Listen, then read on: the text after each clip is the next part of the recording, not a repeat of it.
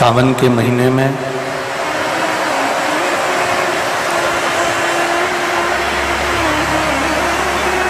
श्रावण के इस पन्नी हटाओ और सब पब्लिक को देख लेंगे। थोड़ा सा आवाज नहीं जा रही है कहीं पर भी।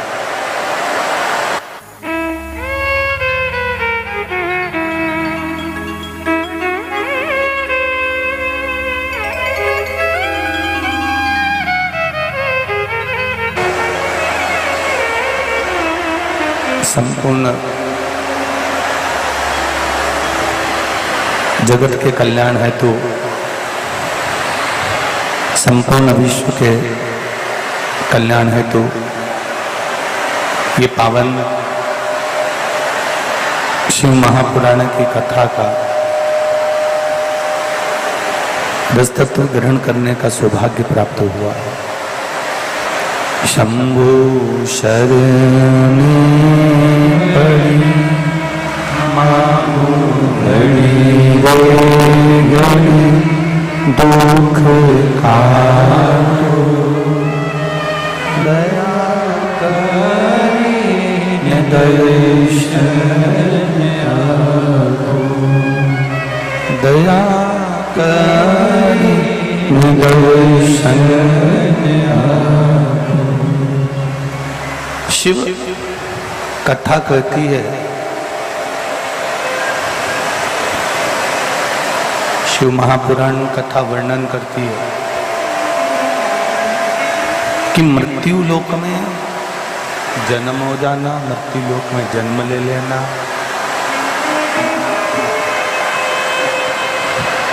और मृत्यु लोक में जन्म लेने के बाद भगवान की अविरल भक्ति को प्राप्त कर लेना।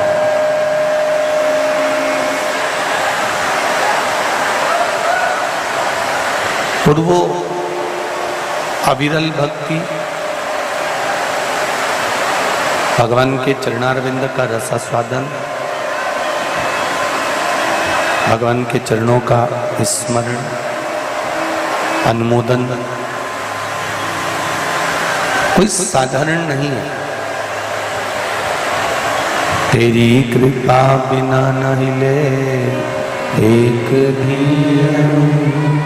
लेते श्वास तेरी कृपा से तनु हे गंगाधार मुक्ति द्वार ओमकार तू बोले ओमकार तू आयो शरण तिरारी शंभु तार तार तू आयो शरण तिरारी शंभु तार तार तू। बखान क्या करूं मैं लाखों के ढेर का, चपटी भभूत में खजाना कुबेर का, चपटी भभूत में खजाना कुबेर का। हे गंगाधार मुक्ति द्वार ओमकार तू बोले ओमकार तू आयो शरण तिरारी शंभु तार तार तू। शिव उपासना के 6 सूत्र देवऋषि नारद ने हमको बताया। देवऋषि नारद 6 सूत्र शिव उपासना के हमको बताया। उन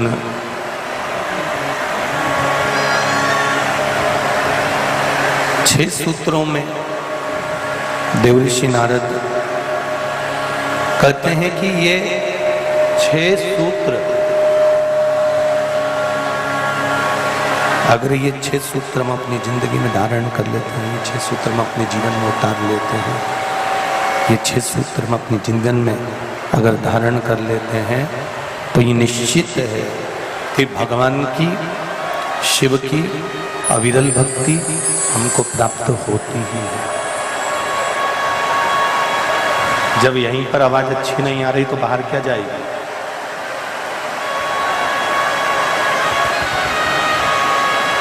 छह सूत्र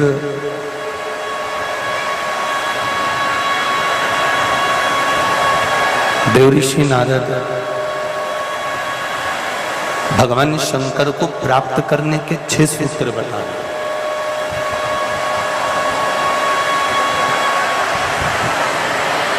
और देखिए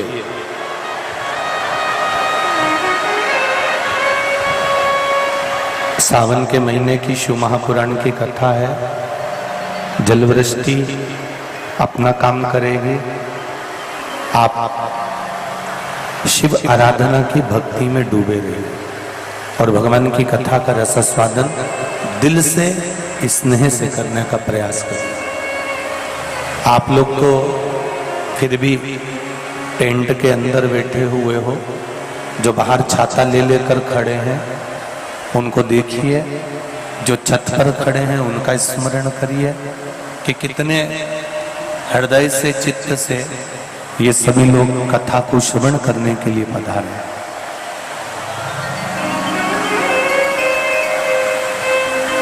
देवऋषि नारद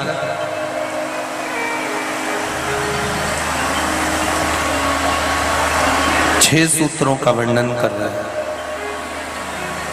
और वो जो 6 सूत्र नारद जी ने बताए हैं कि भगवान शंकर की अविरल भक्ति को प्राप्त करने का सबसे बड़ा साधन है ये 6 सूत्र।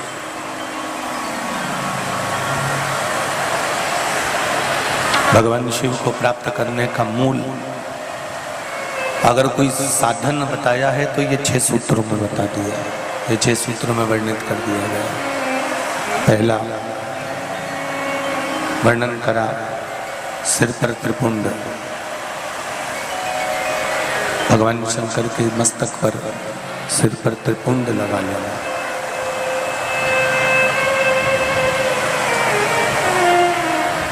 जब हम देवाधिदेव महादेव के मंदिर में प्रवेश करते हैं,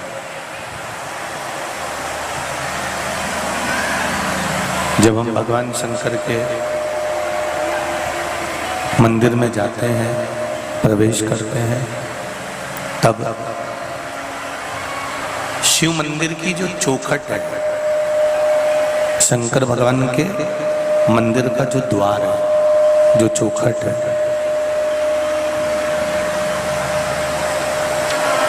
उस चौखट का मात्र जो शंकर जी के मंदिर का ऊपर की चौखट का जो भाग है, उस चौखट को मात्र दर्शन कर लेने पर भगवान शंकर के जो 2 गण हैं, द्वारपाल हैं, उनसे हमको आज्ञा प्राप्त हो जाती है कि आप मंदिर के अंदर प्रवेश करें। आप मंदिर के अंदर गए,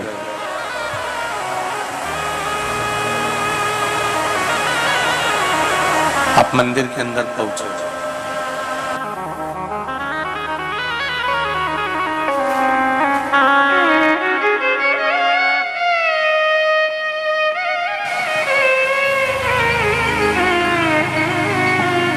ये जो आज्ञा प्राप्त होती है कि मंदिर के अंदर आप प्रवेश कर गए हो, मंदिर के अंदर आप पहुंच गए हो, ये द्वारपाल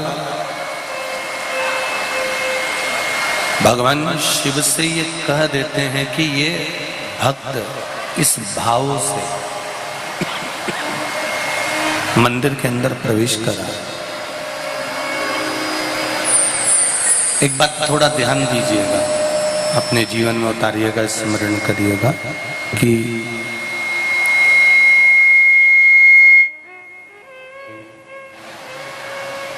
एक छोटी सी चींटी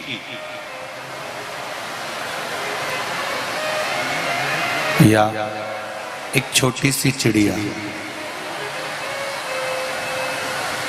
एक छोटा सा जीव, जलचर हो, थलचर हो, वायुचर हो, कोई छोटे से छोटा जीव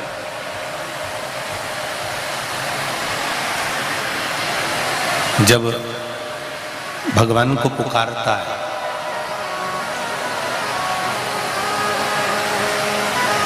तो क्या भगवान उसकी भाषा को जानते हैं? क्या भगवान उनकी वाणी को पहचानते हैं? शिव महापुराण की कथा कहती है भगवान उनकी भाषा को नहीं जानता, भगवान उनकी वाणी को नहीं जानता, पर इतना जरूर है कि जब वो दिल से, हृदय से भगवान को पुकारता है तो उसके हृदय का जो भाव है, उसके दिल का जो भाव है, उसकी चित्तवृत्ति का जो भाव है, उसके मन का जो भाव है, भगवान उसको समझ लेते। एक मंदिर की चौखट, मंदिर का द्वार, मंदिर का दरवाजा,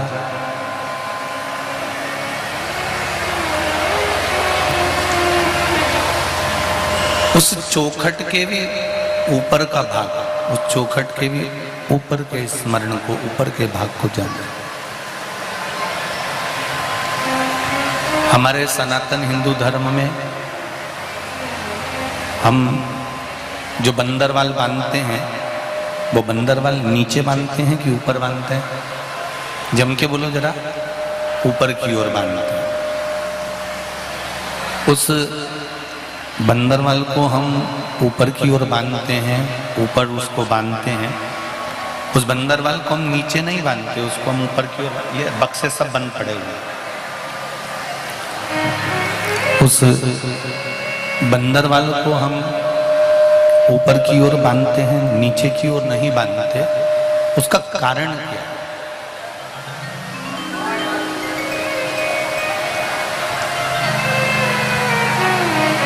किस कारण से?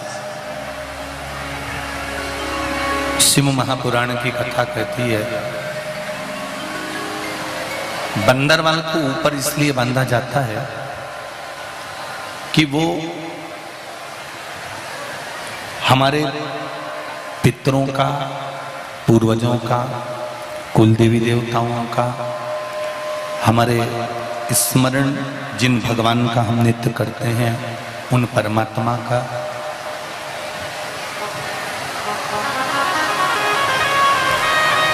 भाव उस चौखट पर जो बंदरवाल बांधी जाती है उस पर बना रहता है। जब हम नीचे से निकल कर जाते हैं उस बंदरवाल के नीचे से, तो हमने भले अपने पूर्वजों को, अपने पितरों को, अपने देवताओं को हमने प्रणाम करा कि नहीं करा, पर बंदरवाल बंधे हुए दरवाजे से निकलकर जब हम जाते हैं तो हमारे पूर्वजों का आशीर्वाद हम पर स्वतः ही हो जाता है, हम उसको प्रणाम करें कि ना।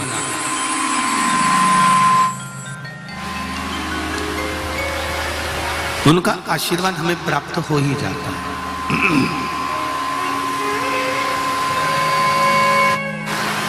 देवऋषि नारद 6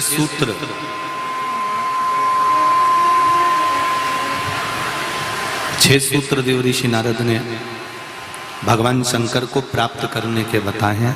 उसमें पहला सूत्र है त्रिपुंड धारण करना, और त्रिपुंड भगवान देवाधिदेव महादेव को लगाकर, भगवान शंकर को समर्पित कर उस त्रिपुंड को अपने मस्तक पर धारण कर।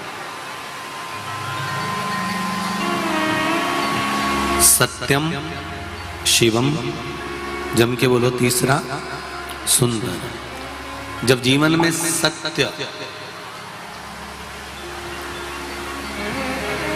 अगर प्राप्त हो जाता है तो शिव अपने आप मिल जाता है, और अगर शिव मिल गया तो जीवन अपने आप सुंदर बन जाता है। उस जीवन को सुंदर बनाने के लिए हमको कहीं जाने की जरूरत नहीं पड़ती।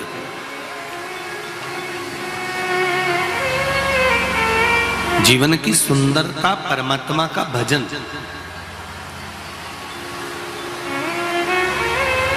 मैंने तेरे ही भरोसे, ओ बाबा तेरे ही भरोसे, हवा बिच उड़ती जावांगी, बाबा डोर हथो छड़ी में गठी जावांगी, भोले में तेरी पतन, शंभू में तेरी पतन, हवा बिच उड़ती जावांगी, बाबा डोर हथो छड़ी में गठी जावांगी।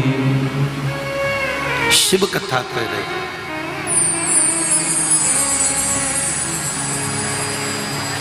शिव मंदिर में लगाया गया, चाहे भस्म हो, चाहे चंदन हो, हल्दी हो, अबीर हो, गुलाल हो,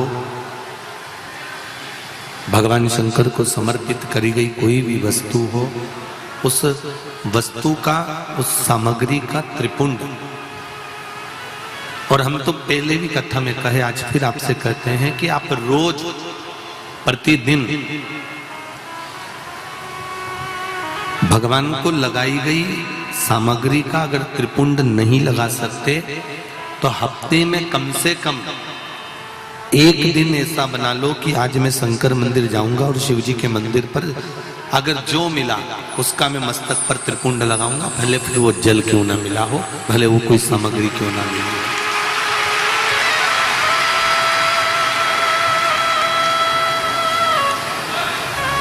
एक त्रिपुंड 6 सूत्र में दूसरा सूत्र बताया गया है भगवान शिव का पंचाक्षर मंत्र।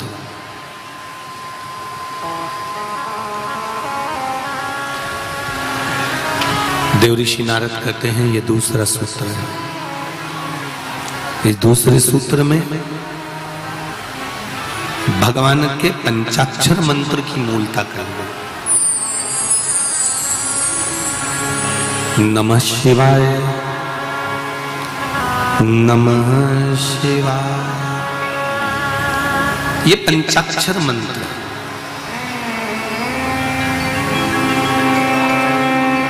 जब इसमें ओम को जोड़ दिया जाता है तो ये षडाक्षर मंत्र बन जाता है।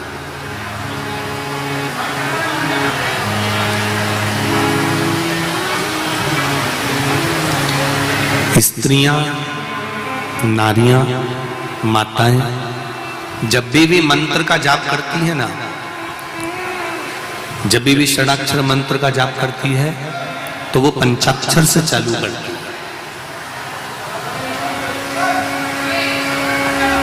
स्त्रियों को, नारियों को, माताओं को जब भी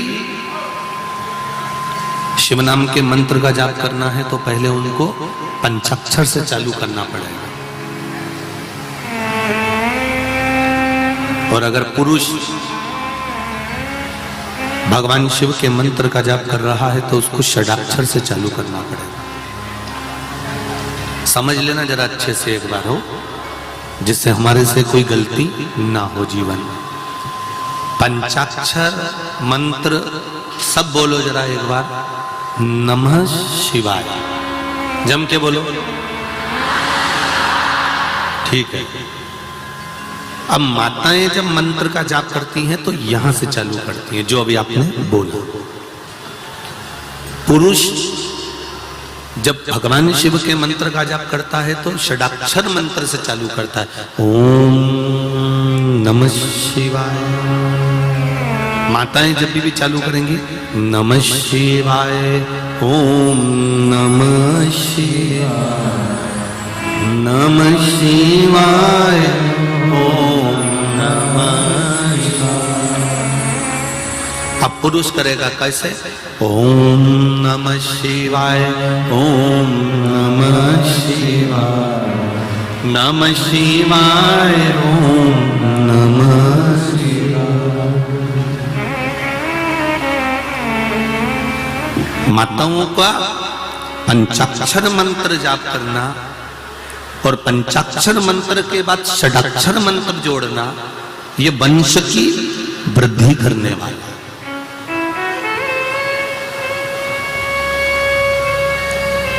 एक और बात अच्छे से समझ लो, किसी का अचानक एक्सीडेंट हो गया,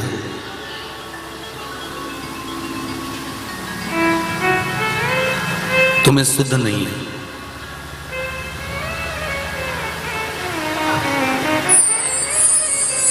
तुम्हें भान नहीं है, स्मरण नहीं है, और सूचना मिली तुम्हें अचानक कि एक्सीडेंट हो गया है और जीव बड़ा तकलीफ में है। घर के लोगों को अगर मालूम पड़ा है कि एक्सीडेंट हुआ है तो मेरा माताओं से निवेदन है उसी समय पर 5 या 7 बार पंचाक्षर मंत्र का जाप करना प्रारंभ कर देना चाहिए।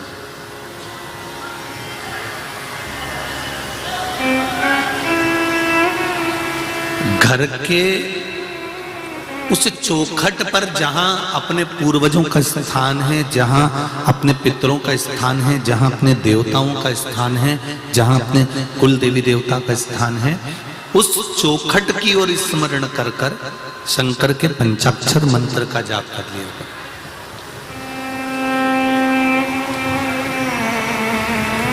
ये निश्चित है कि काल की घड़ी से महाकाल उसको निकाल कर वापस ले आएगा, ये निश्चित है। हाँ, जिसकी आ गई उसको तो बचाना, वो कहते हैं ना जन्म मरण और परण, ये 3 तो देवाधिदेव महादेव के पास में है।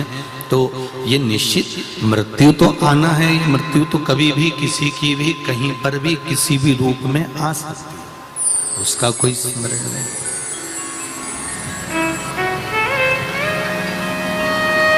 अकाल मृत्यु वो मरे जो काम करे चंडाल का, काल उसका क्या बिगाड़े जो भक्त हो महा।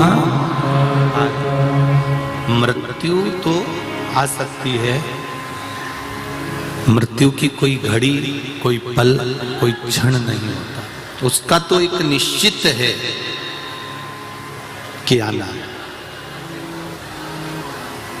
और आएगी जरूर।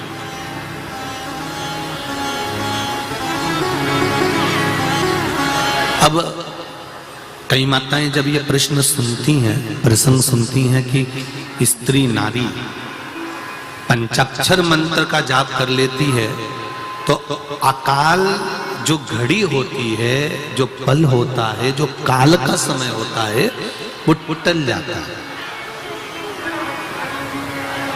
उसका कैसे कारण है? क्या कारण हो सकता है कि यह अकाल का जो समय है वो टल जाता है? भारत की भूमि पर केवल एक स्त्री, भारत की भूमि पर केवल एक नारी, केवल एक माताएं ऐसी होती हैं जो जिनके भीतर भगवान शंकर का आधा स्वरूप नारी के अंदर विराजमान रहता है। भगवान शिव का आधा स्वरूप स्त्री के अंतर्गत रहता है।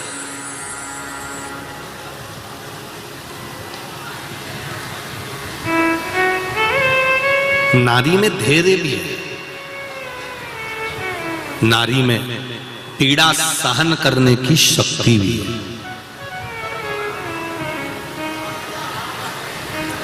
जितनी पीड़ा स्त्री को होती है, जितनी पीड़ा नारी को होती है, जितना दुख नारी सहन करती है, जितना कष्ट स्त्री सहन करती है, जितनी पीड़ा एक नारी सहन करती है, संसार का कोई व्यक्ति इतनी पीड़ा सहन नहीं कर सकता जितनी नारी इस पीड़ा को सहन करती है।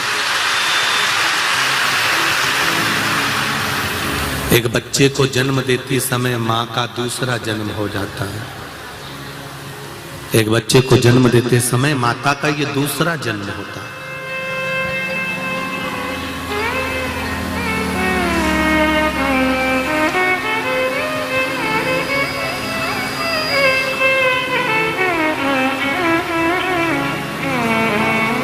अब नारी में वो शक्ति है, नारी में वो बल है, नारी में वो तप है, नारी में वो साधना है, नारी में वो व्रत, नारी में वो उपासना है, वो बल है, वो शक्ति है, वो तप है, वो साधना है कि नारी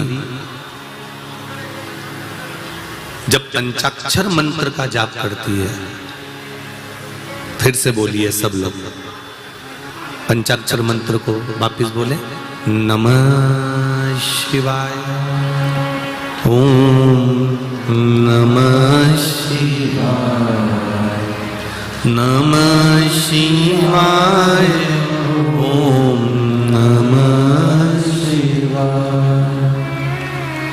फिर से चालू करिए तो आप लोगों को भान हो जाएगा कि कभी भी हम भगवान शंकर का मंत्र जाप करें तो षडाक्षर से चालू ना करें। स्त्री जब भी मंत्र का जाप करे तो पंचाक्षर से चालू करे। अब आप लोग चालू होंगे, नमः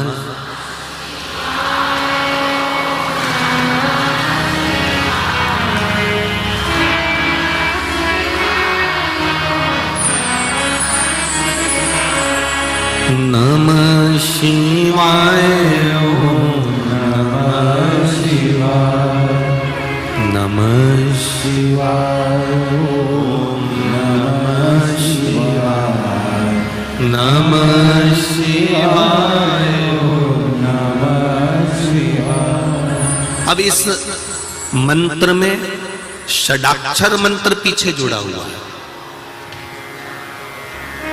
फिर स्मरण करिए, नमः शिवाय, ओम। षडाक्षर मंत्र को पीछे दे दिया।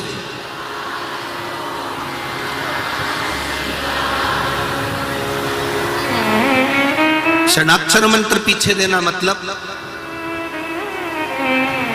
पंचाक्षर मंत्र का जाप जब स्त्री करती है, पंचाक्षर मंत्र का जाप जब नारी करती है, कोई विपदा की घड़ी आने पर देहली पर देखकर अपने पूर्वजों को, अपने पितरों का, अपने कुल देवी देवता का स्मरण कर कर घटना घट गई, मालूम पड़ गया कि सूचना मिल गई कि उसका एक्सीडेंट हो गया है, उसको ये तकलीफ आ गई है, उसको ये कष्ट आ गया है, और आपने देहली पर शिव का स्मरण कर कर इस मंत्र को, पंचाक्षर मंत्र का भी स्मरण कर लिया, तो वो पक्का है कि कहीं ना कहीं बाबा उसको काल के मुख से बचाकर श्रेष्ठ जगह पर ले ही गए।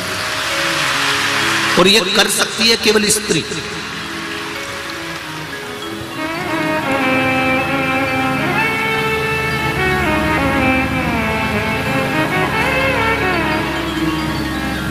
इसको कर सकती है नारी, इसको कर सकती है स्त्री।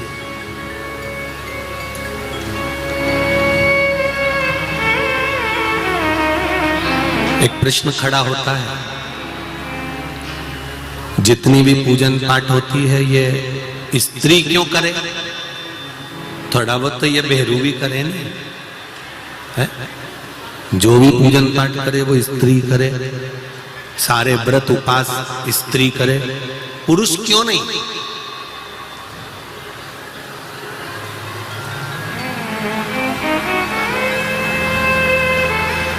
फिर समझ लेना, अभी कथा में कहा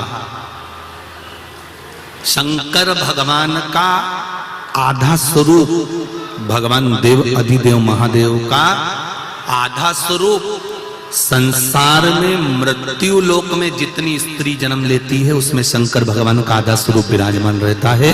इसलिए जब तब साधना, उपासना, व्रत, नियम, धर्म ये स्त्री कर सकती है, पुरुष के बस की बात नहीं है।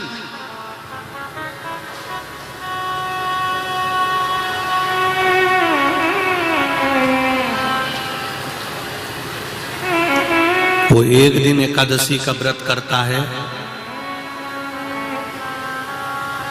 और पत्नी उसका मुख पढ़ लेती है, उसका चेहरा पढ़ लेती है, उसका स्वरूप देख लेती है कि उसको तकलीफ हो रही है। उसको देख लिया उसने, उसको देखकर समझ गई कि इसको तकलीफ है, इन्होंने व्रत जरूर कर लिया पर इनसे बन नहीं रहा, सद नहीं रहा। तो अगली बार से पत्नी अपने पति से कह देती है, सुनो तुमसे व्रत नहीं हो सकता, तुम मत करा करो, मैं कर लूंगी तुम्हारे बत्तल का, हो तुम चिंता मत करो, तुम तो दुकान जाओ अपना काम करो, व्रत उपास मैं कर सकती हूँ। मेरी जीजियों, मेरी माताओं, कई बार हरतालिका तीज के दूसरे दिन चतुर्थी का व्रत आ जाता है माताओं का। बोलो सही है कि गलत है? चतुर्थी के दूसरे दिन, अरे बोलते जाओ, पंचमी का व्रत जाता है, ऋषि पंचमी का। पंचमी के बाद में छठ का व्रत आ जाता है। कई बार इससे पहले भी कोई ना कोई व्रत आ जाता है। माताओं के लाइन से इतने व्रत आ जाते हैं तो भी इनके चेहरे पर सल नहीं आता, और जो भी पूजन करती है वो दिल से करती है।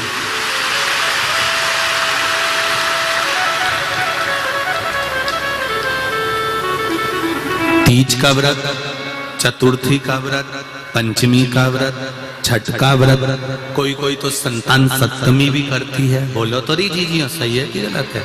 सप्तमी का व्रत, और फिर आ गई अष्टमी, फिर उसने सोचा वह गोगा नवमी भी आ गई, और गोगा नवमी के बाद में दशमी, और फिर आ गई एकादशी। 4-5 दिन लगातार व्रत करने के बाद भी सुबह जल्दी उठकर रसोई घर में जाना, परिवार के लिए भोजन बनाना, बच्चों का टिफिन तैयार करना, झाड़ू पोछा कर लेना, और चेहरे पर सिकन नहीं, जो सामान घर में रखा है उसी को सेक सुखाकर सबको खिलाने के बाद में व्रत का थोड़ा सा सामान बनाकर खा लेती है और आनंद लेती है। अब इतने दिन अगर किसी पुरुष का व्रत हो ना तो बीपी और शुगर नीचे ऊंचे हो जाए, ऊंचा नीचे। पर स्त्री के, नारी के चेहरे पर शिकन नहीं होती, क्योंकि स्त्री का जो आधा भाग है, नारी का जो आधा भाग है। क्या हुआ? आवाज नहीं आ रही है? बीच वाले पंडाल में आवाज नहीं पहुंची। स्त्री का जो, नारी का जो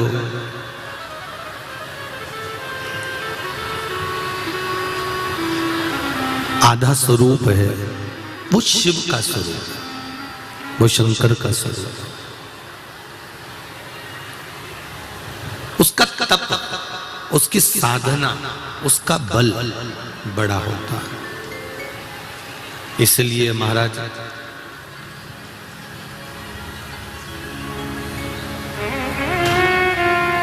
कितनी सुंदर है माँ तेरी नगरी,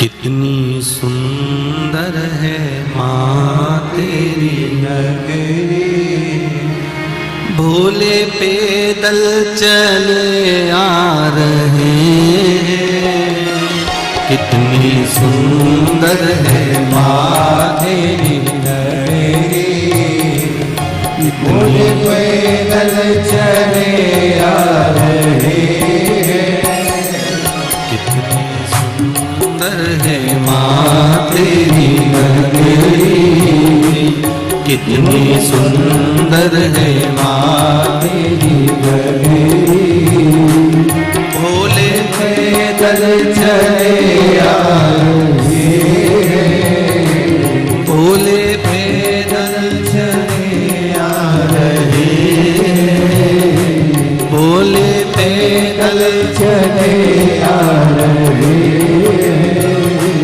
कितनी सुंदर है माँ तेरी नगरी, कितनी सुंदर है माँ तेरी नगरी, भोले पैदल चले आ रहे हैं, भोले पैदल चले आ रहे हैं,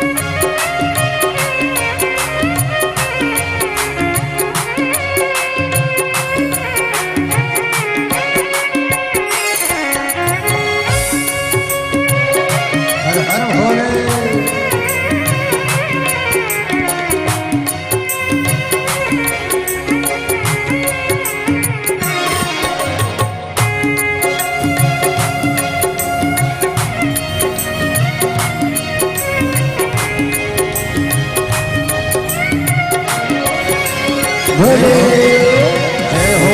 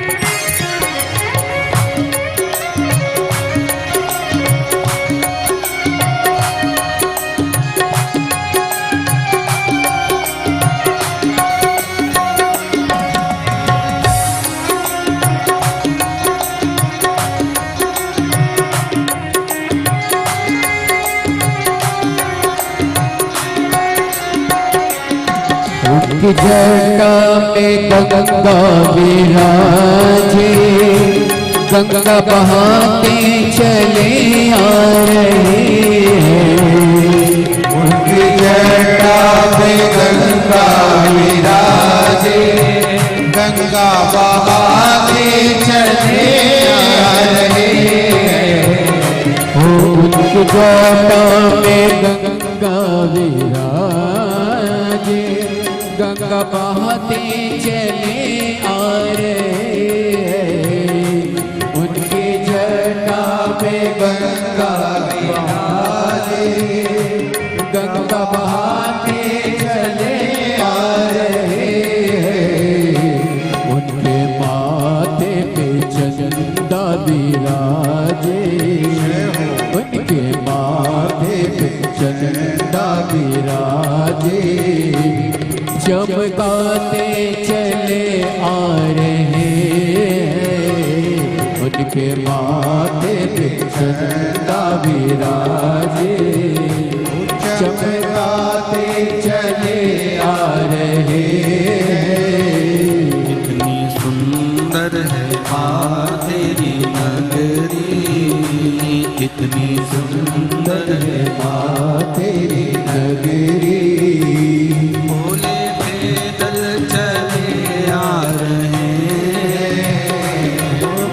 पैदल चले आ रहे हैं।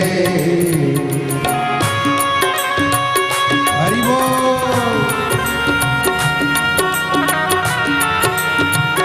हे भोले।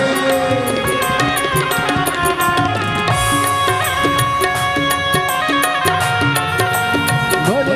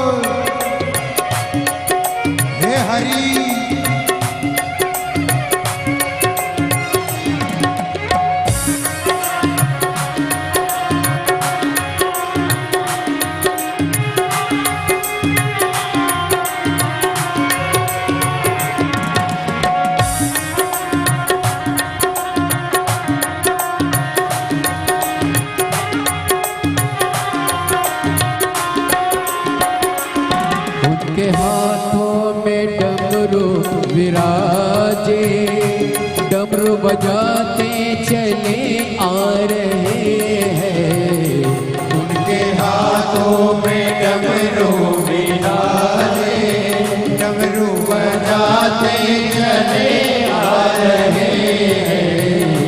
उनके अंगों में बागंबर छाला, उनके अंगों में बागंबर छाला, वो पहन कर चले आ रहे हैं।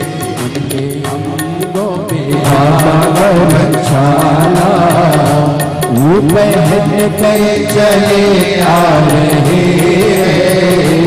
कितनी सुंदर है माँ तेरी नगरी, कितनी सुंदर है माँ तेरी नगरी, भोले पैदल चले आ रहे हैं, पैदल चले आ रहे हैं। हे भोले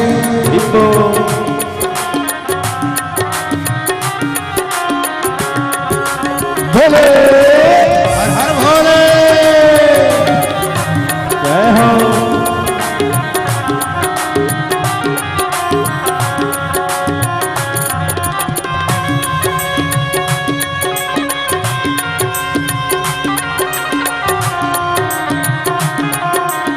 हर हर महादेव।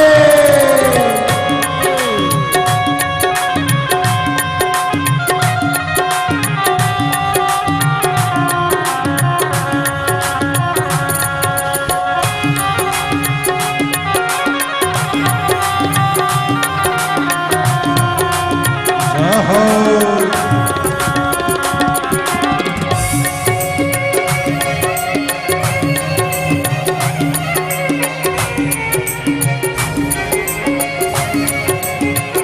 जय हो।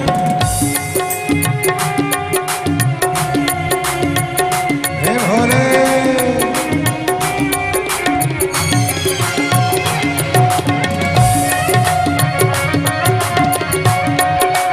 हर हर महादेव।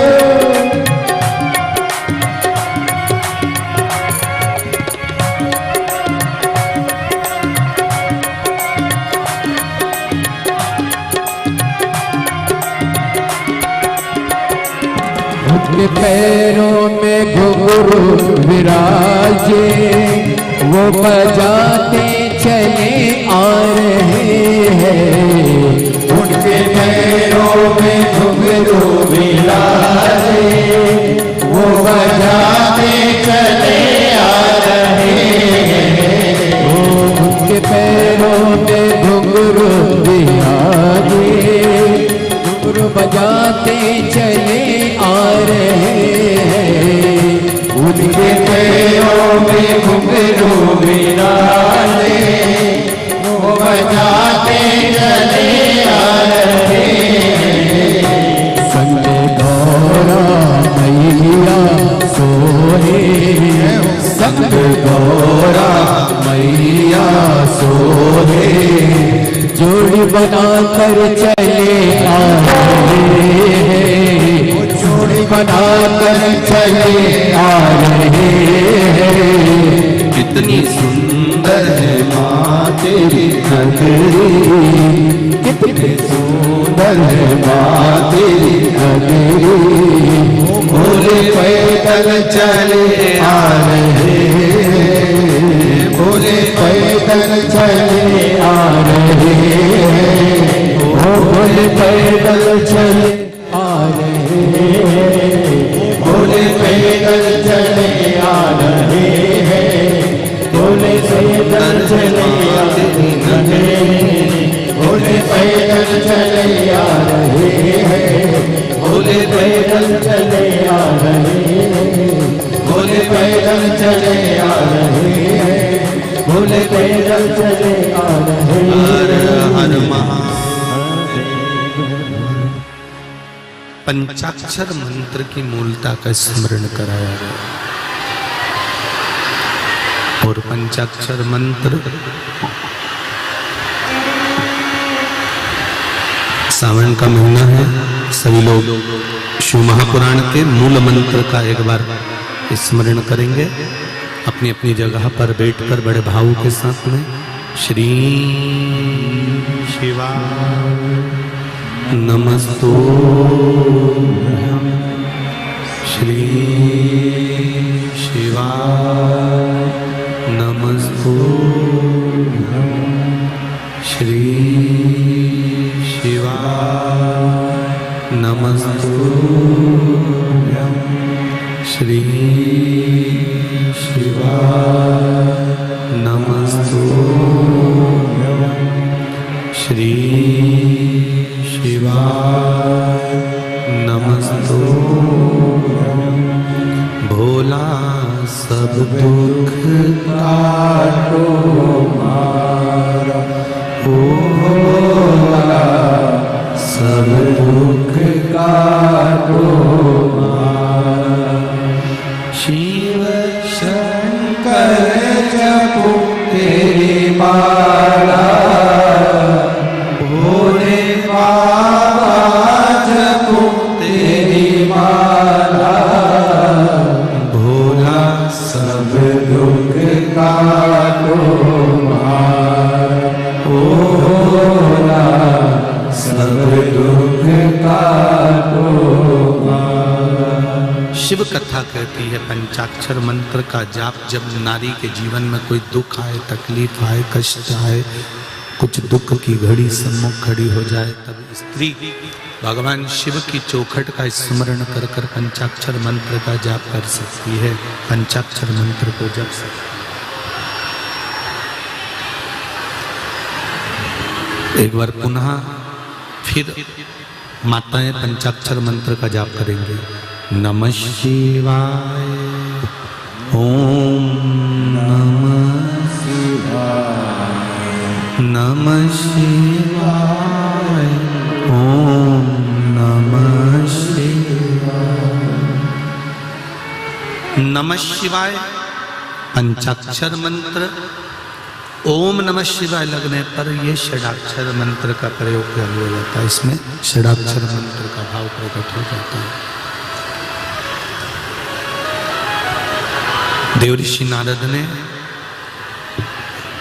देवऋषि नारद जो वर्णन कर रहे हैं उसमें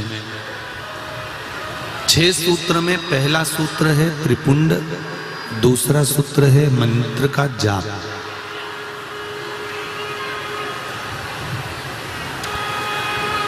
तीसरा सूत्र है रुद्राक्ष को धारण करना, रुद्राक्ष पहनना, ये तीसरा सूत्र है।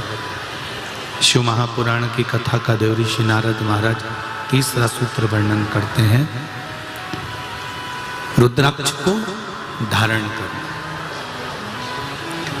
पहले आप अच्छे से समझ लीजिए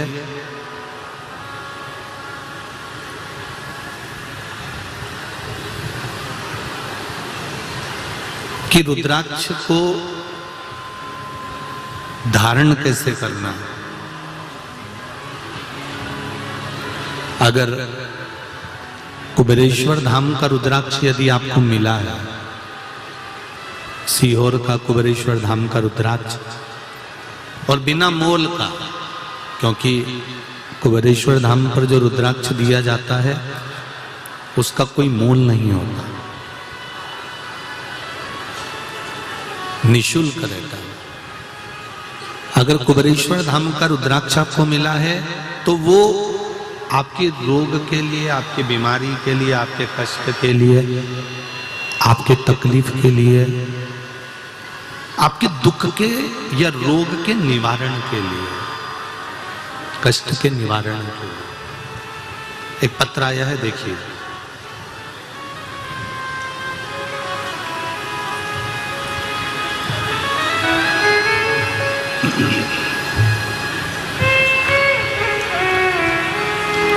संजय जी गुजर, द्वारिकापुरी, 1969। संजय जी गुजर, द्वारकापुरी, 1969। कहीं बैठे हो तो हाथ हिलाइएगा। आप ही हैं? दोनों हाथ हिला दो एक बार। मेरे पापा की तबीयत खराब हुई थी, पाचन की थैली फट गई थी, ऑपरेशन करने का भी मना कर दिया था कि घर ले जाओ। मेरी बुआ सीहोर से रुद्राक्ष लेकर आए और उसका पानी रोज पिताजी पी रहे हैं। अब उनकी तबीयत बाबा की कृपा से ठीक हो गई है, पाचन की थैली भी अब कार्य करना प्रारंभ कर दी है। आज वह कथा सुनने भी आए हैं, साथ आए हैं बाबू। हर हर महादेव, दोनों हाथ हिला दो एक बार। एक फोटो भी उन्होंने लगाया है जिसमें उनका स्वास्थ्य जो गड़बड़ हुआ था उसको दिखाया। ये वाला फोटो आप लोग आस्था चैनल पर देख रहे होंगे। एक रुद्राक्ष का महत्व क्या है बैठिए। एक रुद्राक्ष की मूलता क्या है? एक रुद्राक्ष का स्वरूप क्या है?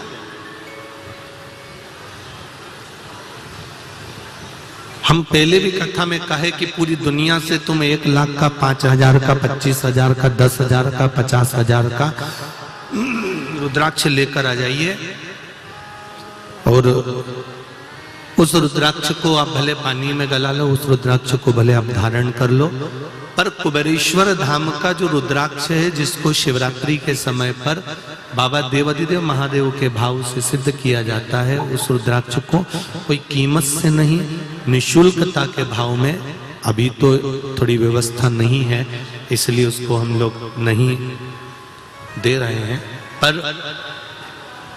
रुद्राक्ष का जल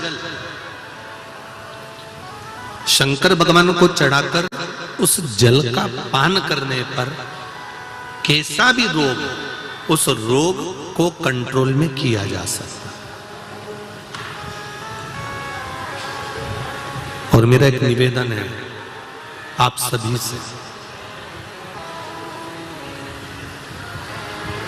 जो भी रुद्राक्ष आपके घर में है, जो भी रुद्राक्ष आपके यहां पर विराजमान है,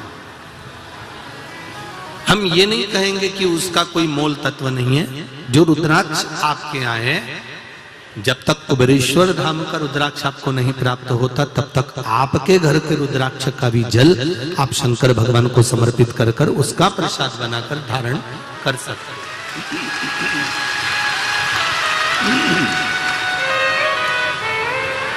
वह भी फलीभूत हो। जैसे कल अपन ने शिवरात्रि का पूजन करा कि नहीं करा? अरे बोलो तो जम के करा ना सबने। शिवलिंग का निर्माण करा, पूजन करा। आप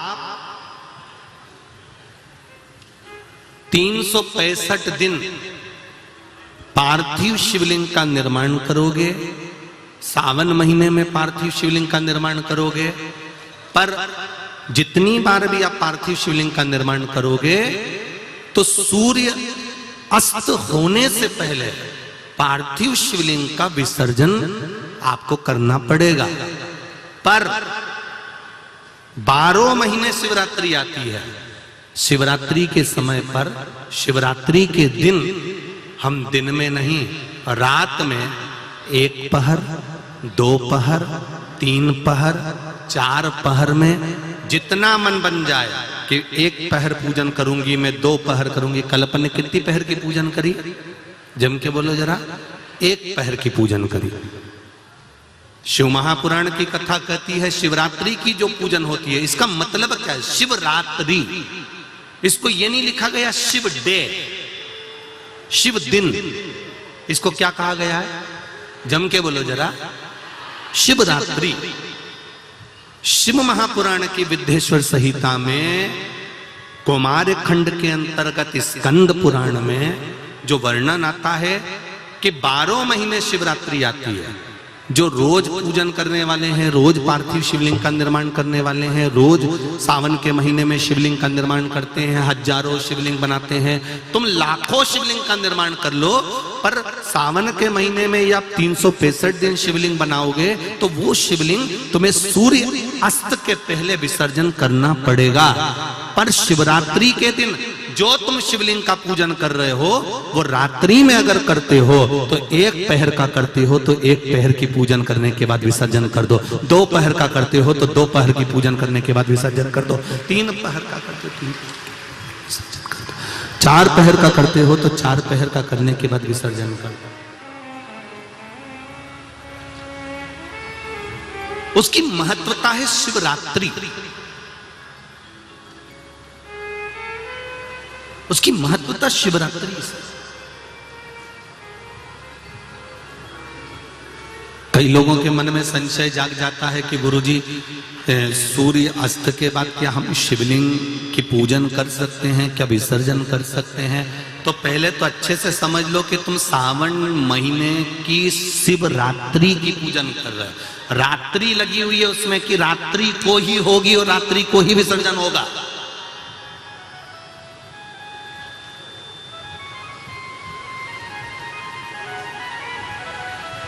और जो नी पढ़ा लिखा हो तो गीता प्रेस गोरखपुर की जो पंडित प्रदीप मिश्रा जी पोथी पढ़ते हैं उसको लिया, उसका नंबर देखकर और उसका स्मरण करना प्रारंभ करो कि हम 365 दिन अगर शिवलिंग का निर्माण करते हैं तो वो शिवलिंग का निर्माण हम दिन में कर दिन में विसर्जन कर सकते हैं।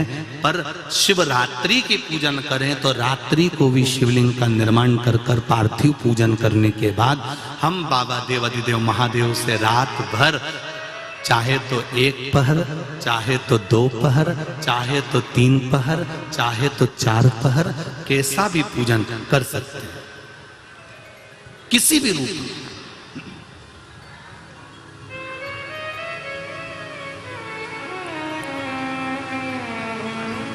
पर कई बार हमारे जीवन में संशय उत्पन्न हो जाता है, और एक बात अपनी जिंदगी में उतार कर रखना, अगर पार्थिव शिवलिंग का पूजन रात्रि को आपने करा है तो पार्थिव शिवलिंग का पूजन हमने भी यहां पर बैठ कर किया है, दिल के साथ, हृदय के साथ। डॉक्टर दवाई देता है तो पेशेंट को देता है, एक दवाई काम नहीं कर सकती तो दूसरी देता है, दूसरी काम नहीं कर सकती तो तीसरी देता है। सारा एक्सपेरिमेंट वो पेशेंट पर करता है, डॉक्टर उस दवाई को खाकर नहीं देखता। पर हमारा नियम है, हम जितनी बात आप लोगों को शिव महापुराण के माध्यम से बताते हैं, पहले उसको खुद अमल करते हैं, साथ बैठते हैं, फिर आपके साथ में बैठकर उस शिव महापुराण के अभिषेक को कराते हैं। पहले स्वयं करें। एक पत्र आया है, देखिए,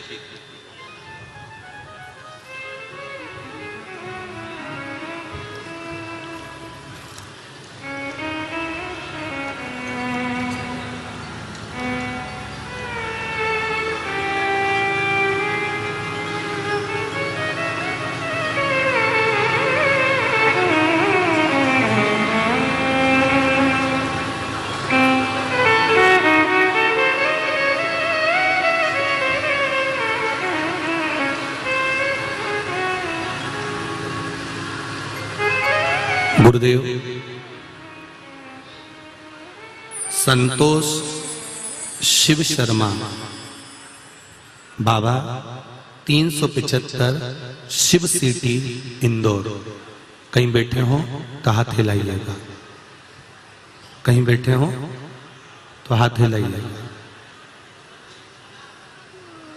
जहां भी बैठे हो हाथ हिलाइएगा। इधर है क्या?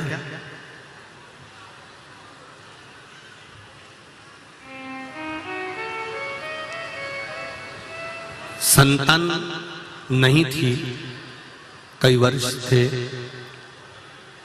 आपने मां अहिल्या शिव महापुराण की कथा का वाचन किया था। जब हमारी बहू को सोनोग्राफी हुई संतान का सुख नहीं था, पर बाबा की कृपा से पशुपति व्रत के माध्यम से शिव कृपा ऐसी हुई कि बाबा की कृपा से उसका गर्भ ढेर गया।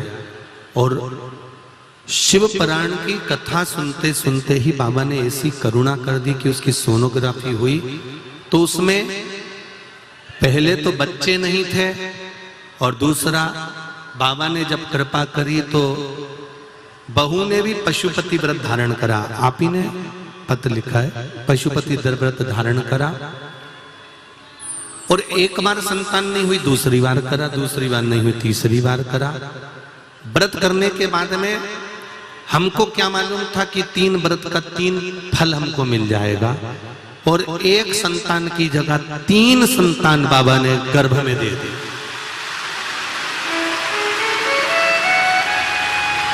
तीनों बच्चे आए हैं क्या?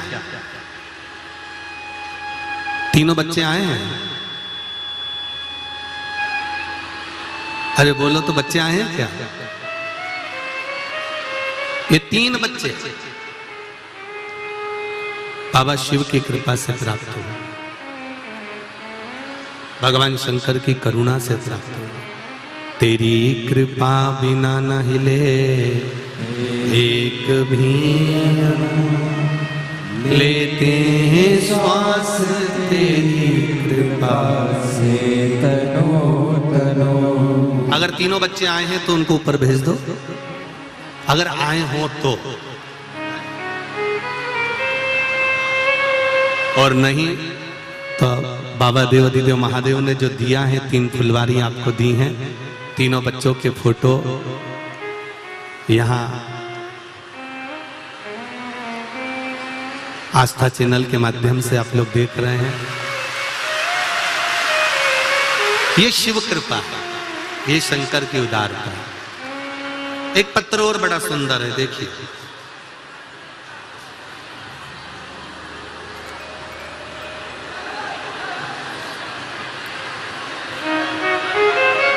पूजा शर्मा जिला देवास के विश्वकर्मा नगर में रहने वाली हूँ। कहीं बैठी हो तो हाथ हिलाइए। आप ही हैं पूजा? दोनों हाथ हिला दो बेटा। हर हर महादेव। दिनांक 14 जनवरी सन 2022 को मैं सिटी हॉस्पिटल देवास में ब्लड कैंसर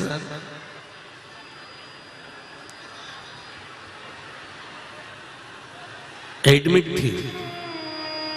मैं घर आई और मुझे किसी ने बताया कि टीवी पर शिव महापुराण की कथा चल रही है, जो कि सीहोर जिले के रहने वाले पंडित प्रदीप मिश्रा जी की शिव पुराण सुनो, तुम्हारी सभी परेशानियों का हल प्राप्त होगा उसमें। तभी मैंने टीवी पर शिव महापुराण की कथा सुनना चालू करी। अगले ही दिन मैंने श्री शिवाय नमस्तुभ्यम का जाप चालू किया और 1 लोटा जल चढ़ाकर आई।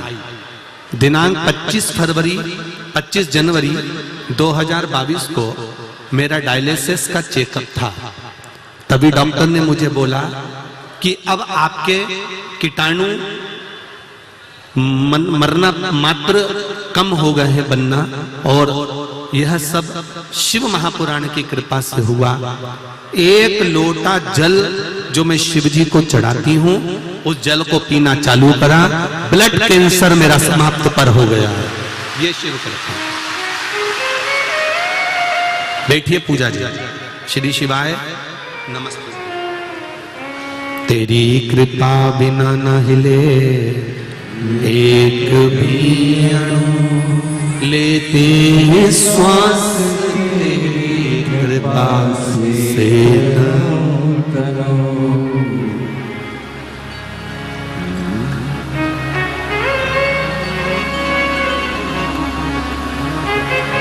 हम शंकर भगवान को कैसे रिझा रहे हैं, हम शिव जी को कैसे मना रहे हैं। भगवान शंकर, भगवान शिव अगर देखते हैं तो केवल आपका हृदय देखते। निर्मल मन सो मोहि पावा, मोहि छल छिद्र कपट। भगवान को आपका चित्त चाहिए, मन चाहिए, हृदय चाहिए, भाव चाहिए, दिल चाहिए, चित्त वृत्ति चाहिए।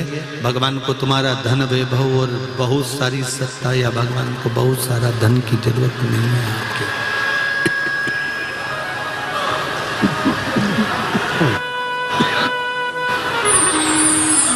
भगवान को आपके धन की जरूरत नहीं है। शिव महापुराण की कथा कहती है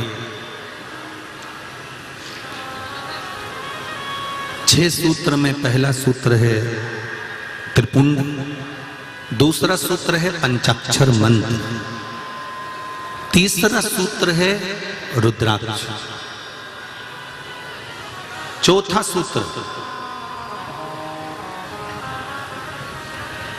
शिव कथा सुनना।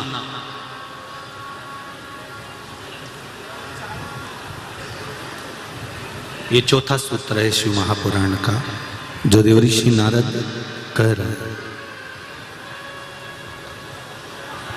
यदि मान लो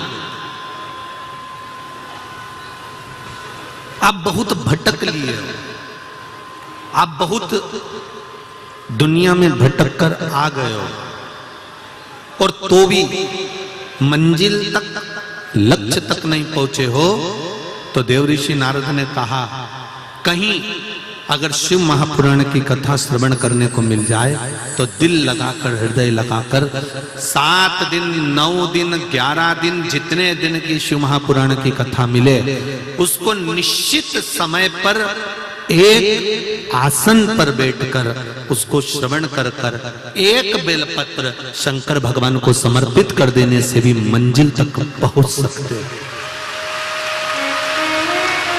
मंजिल तक पहुंचा जा सकता है, मंजिल तक जा सकते हैं।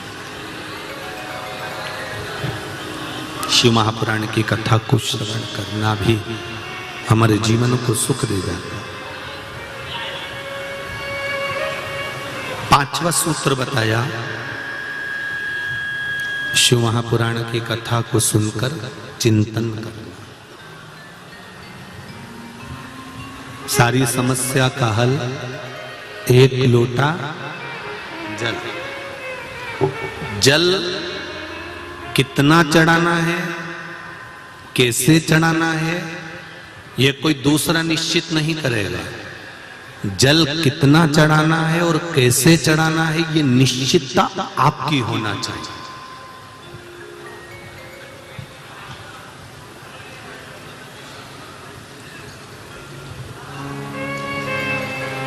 ये निश्चितता आपकी हो।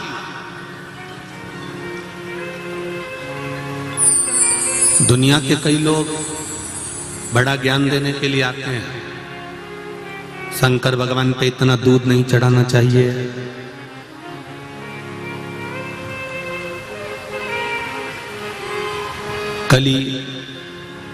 कल इतना धतूरा, इतनी बेलपत्र, इतना सामान पूजन का बिक्री हुआ, तो ही लोगों ने कह दिया। बताओ, एक तो महंगाई, ऊपर से महाराज ने बता दिया ये सामान लिया, एक एक गुलाब का फूल 20-20 रुपए का बिक गया।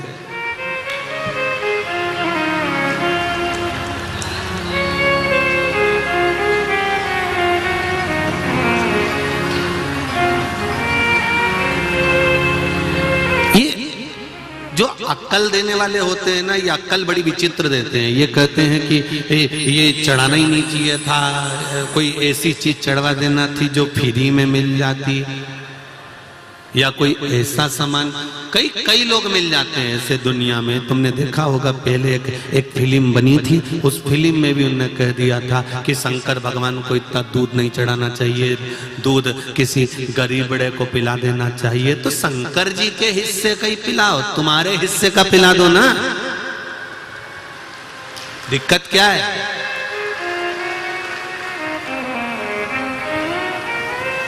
आप अपने हिस्से का पिलाइए, आप अपने हिस्से का भाव समर्पित करिए। जो देव अधिदेव महादेव को हम 1 लोटा जल चढ़ा रहे हैं, उस लोटे के जल का महत्व आप जब जब चढ़ाएंगे तब आपको समर्पित होगा, तब आपको मालूम पड़ेगा कि उस जल की महत्वता क्या है, उस जल की पूर्णता, उस जल का आनंद क्या है।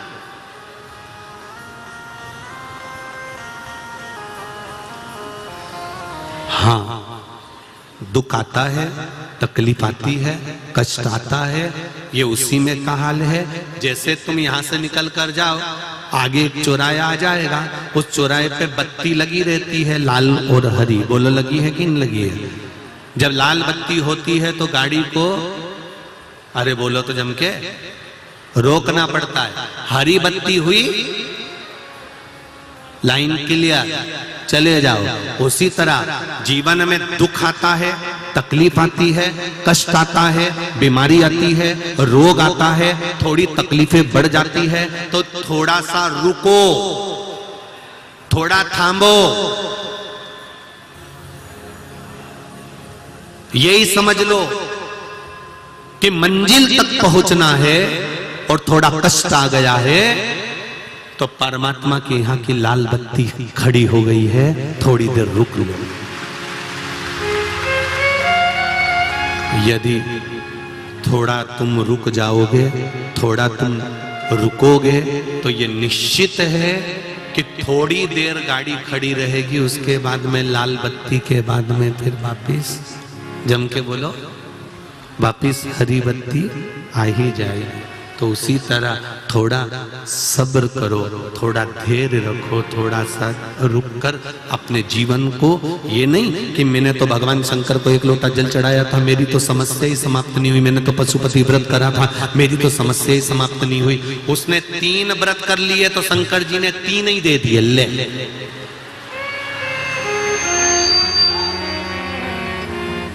वो कोई साधारण है क्या? मेरा देव अधिदेव महादेव, मेरा शंकर।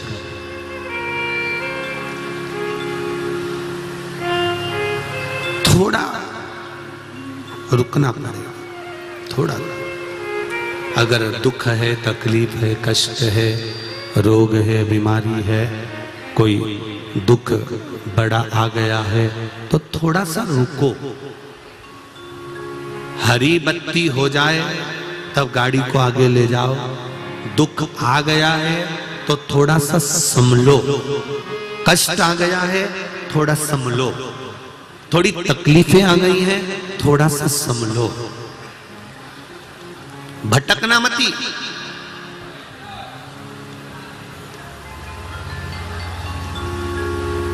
भटक कर फिर इधर उधर जाना मत, हमें मार्ग प्रशस्त कर लेना। थोड़ा तकलीफ जरूर आएगी, कष्ट जरूर आएगा, तकलीफें आती हैं, मानव जीवन है।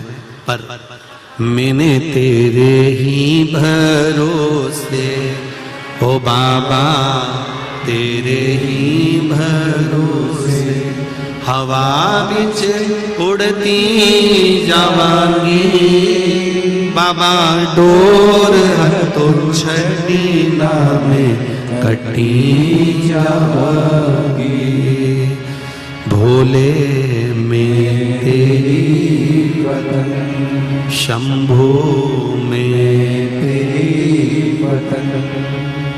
बाबा से निवेदन कर कर, थोड़ी सी प्रार्थना कर कर उस दुख को समाप्त करने का इंतजार करो। शिव महापुराण के 6 सूत्र में 5वां सूत्र है शंकर भगवान की कथा को सुनने के बाद उसका मनन चिंतन कर।